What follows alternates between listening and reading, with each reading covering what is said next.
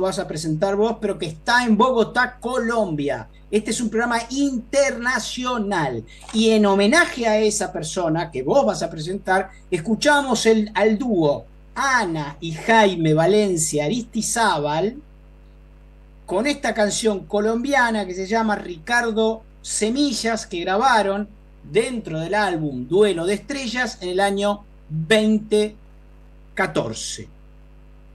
Muy bien, dicho esto, presento a Eduardo de la Serna, que está, como dijo Jorge, en Bogotá. ¿Cómo estás, Eduardo? ¿Qué tal, Sandra y Jorge? ¿Cómo están? ¿Cómo andan? Muy ¿Qué bien. andas haciendo en Bogotá? Mirá, yo lo que vine para visitar gente amiga, porque yo lo que pasa que como ya varias veces vine y acá donde estoy en este momento estoy en una comunidad de curas que me alojan gratis, tengo todo gratarola, entonces teniendo todo Ah, qué gratarola, piola. y digo, el pasaje me lo pagaron y entonces digo, ¿cuál es por qué no vendría?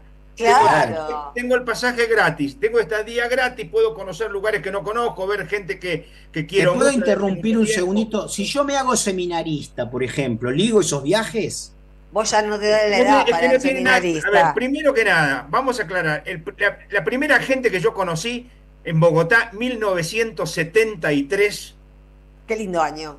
yo estuve acá en el 73 la primera vez y conocí mucho a una familia de la cual me hice muy amigo. La chica de la familia tenía 15 años, Ana Teresa, ahora es concejala del partido de Petro. Mirá Esa, vos, mirá esa vos. la viste de chiquita. Pero yo, a ver, decime, yo lo que decía en broma es, a ver, yo fui en el 73, ella tenía 15 años. A ver, ¿qué posibilidades había de que fuera una simple ama de casa bogotana? 99% no, No, porque concejala estuvo del partido de Petro. influenciada por vos, Eduardo. Ya desde No, ese no, momento estuvo no, no, influenciada. ya en esa época, yo venía de la militancia y ella también. Yo en el 73 fui clandestinamente a un acto del ELN. Ah, mira. O sea, ya era el muchacho que influía sobre el adolescente de 15 años. Bueno, pero yo decía antes, Eduardo, que me parece que la charla que tuvimos con Victoria tiene mucho que ver con lo que nos vas a contar, incluso de una experiencia ahí en Bogotá. Sí, a ver, muy brevemente, para ubicar a la audiencia que no tiene por qué saber mucho del tema, todos saben que Colombia tuvo durante muchísimo tiempo dos grandes grupos guerrilleros, otros más, pero dos grandes grupos guerrilleros que en algún momento tenían más de la mitad del territorio colombiano. El ELN, Ejército de Liberación Nacional, y las FARC-EP, Fuerzas Armadas Revolucionarias de Colombia, Ejército Popular.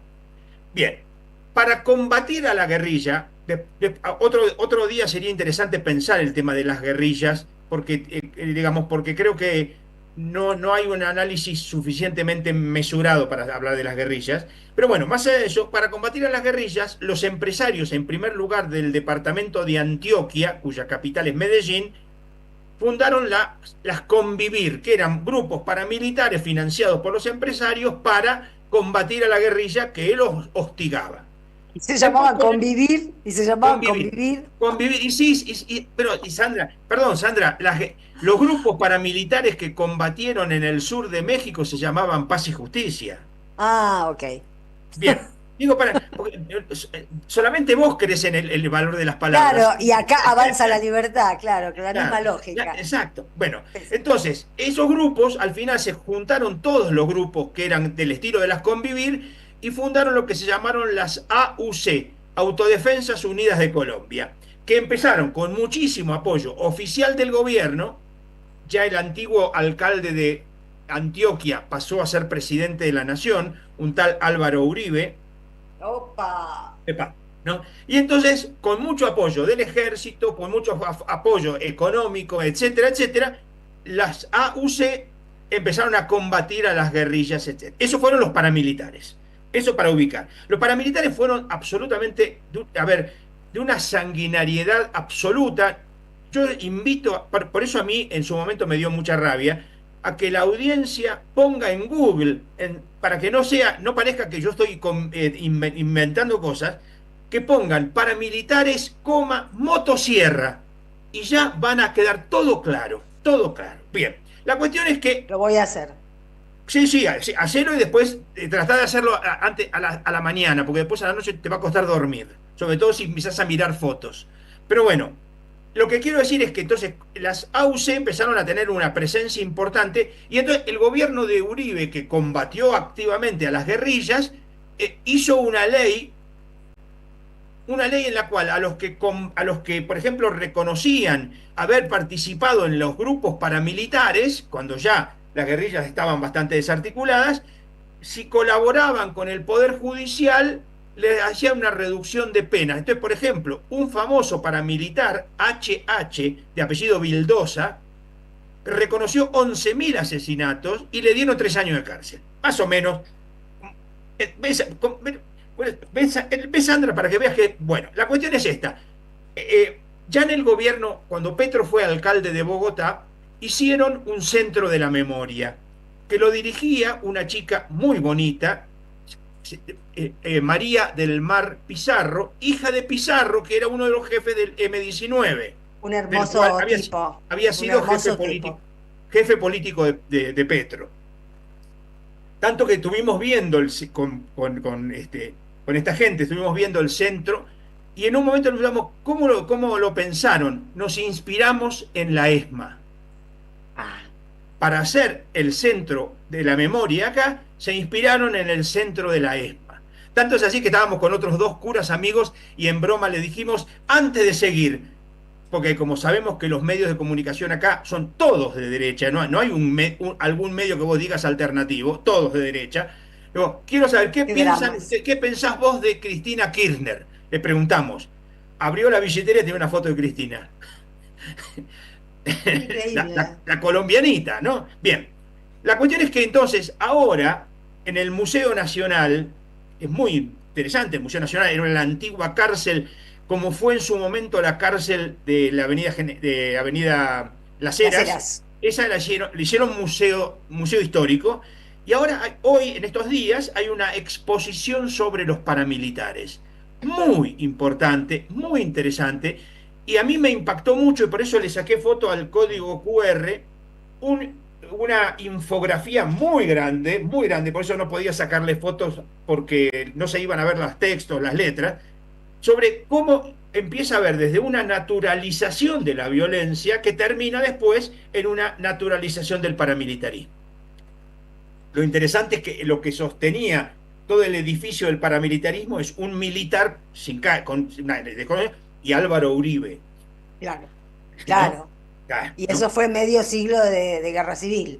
Claro, bueno, y entonces vos ves, por ejemplo, desde que en la infografía, desde cantos populares que justifican la violencia, ¿no? Cantos populares, corridas de toro, que todavía tienen presencia en esta zona, ¿no? Digamos, la violencia doméstica, y cómo después eso va terminando en un reconocimiento, una naturalización de la violencia que termina siendo la defensa del paramilitarismo. Además de que, con el asunto de que tenían todo el aval oficial, por ejemplo, el paramilitarismo fue gestor de 3 grandes hidroeléctricas de Colombia, 3 grandes represas hidroeléctricas de Colombia. Entonces vos decís, pero qué bueno, colaboran con la electricidad, sí, sin hacer estudio ambiental, y con el aporte económico del paramilitarismo, etc. Entonces vos ves todo un panorama muy interesante que permite darte cuenta cómo hay una naturalización de la violencia, insisto, empieza con las corridas de toro y termina en que vos ves fosas comunes, o que HH reconozca 11.000 asesinatos y le den 3 años de cárcel, ¿no? ¿Qué pasó? ¿Qué hizo Uribe? Como algunos empezaron a confesar para si te van a dar 3 años de cárcel, confieso todo y quedo blanqueado, como iban a confesar muchos, ¿qué hizo Uribe? Los extraditó a los Estados Unidos. Teóricamente no se podía extraditar nacionales. Bueno, se extraditó a Estados Unidos y entonces Don Berna, Salvatore Mancuso, etcétera, ¿no? El gran cabecilla de los paramilitares era Carlos Castaño, pero Carlos Castaño era ideológicamente facho, pero no estuvo de acuerdo que se casara el paramilitarismo con el narcotráfico. Y entonces, era un paramilitar puro. Sí, ideológicamente. ¿Qué hizo el hermano? Con una motosierra le cortó la cabeza. Digo, así funcionan estos tipos, ¿no? Así funcionan estos tipos. Quiero decir, eso, entonces, porque la motosierra funcionó para eso en el paramilitarismo colombiano. Menos mal que los hermanos Milei se llevan bien, ¿no? Por O sea, ahora. lo de menos mal no lo entendí.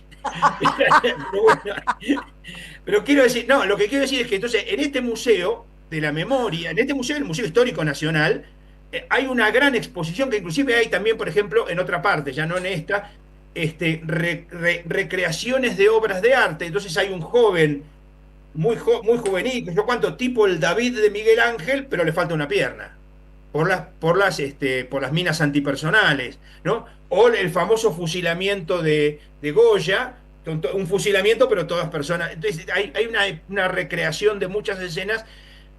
De todas maneras, creo, para terminar un poco esto, el problema que tenemos con esto es que no basta, porque uno tiene claro que en Alemania está prohibido el negacionismo, ¿no? Está terminantemente prohibido el negacionismo, y sin embargo gana la derecha. Quiere decir que algo más hay que hacer, no solo eso, no solo prohibir el negacionismo, no solo mostrar. Un amigo que es doctor en ciencias políticas me decía, por ejemplo, el nunca más debe ser de lectura obligatoria en las escuelas, no lo tiene que leer Lourdes Arrieta cuando se da cuenta que no tenía que haber ido a visitar a los ex genocidas, ¿no? Es decir, el nunca más debería ser lectura obligatoria, pero no solo el nunca más, ¿no? Y otras cosas. Bueno, como vemos, el tema, yo lo que creo que una vez lo decía en una mesa redonda donde estaba con Victoria Montenegro, que no es cuestión de tener memoria.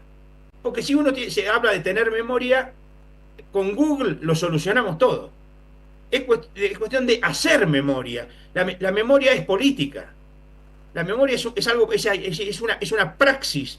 Buscar hacer memoria para que el olvido, el Alzheimer que tanto proponen estos tipos con la batalla cultural del Aje y todas esas cosas, por eso el tema del tema de género, todos los temas que para ellos es una batalla cultural, ¿no? Digo, no es solamente protestar por el cierre del Conti, que hay que protestar por el cierre del Conti, no es solamente porque a mí me da un poco de rabia creer que, por ejemplo, porque salió la ESI ya ganamos la guerra. No, es una batallita, pero hay 25.000 batallitas más que seguir dando y seguir peleando para mantenerla. Porque, insisto, la memoria es un hecho político, no es solamente una cuestión circunstancial. Y bueno, los centros de memoria ayudan y por eso los quieren cerrar. Absolutamente. Bueno, Eduardo, se te ve muy bien, se ve que Colombia te hace bien. ¿Ah, sí? ¿Vos decís? Se te ve muy vital, muy... como más Ajá. joven. Me Más parece que joven, eso. Colombia te rejuvenece. Sobre todo que este año cumplo 70. Grande, Sandra. No los pareces, y además acá Muy se te bien. quiere mucho. Con 70, con 60, con cualquiera. Así que saludos a los compañeros de Colombia, sobre todo Un los que están abrazo a los comprometidos con los compañeros de derechos ahí. humanos. Bueno, Abrazo un abrazo grande. grande a todos y todas. Y todos. Hasta el martes. Hasta el Gracias. martes. Chau, chau. Tanda. En AM530 pasan muchas cosas y todo lo que pasa está en la red. Somos Radio AM530 en YouTube. Entérate de lo que pasa. AM530. Somos redes. Somos radio. Aprende inglés en el CUI y amplía tus oportunidades. Cursos por Zoom y presenciales. Inscripción abierta. También exámenes internacionales y plataforma online. Certificados y diplomas UBA. Inscribite en www.cui.edu.ar o llamando al 53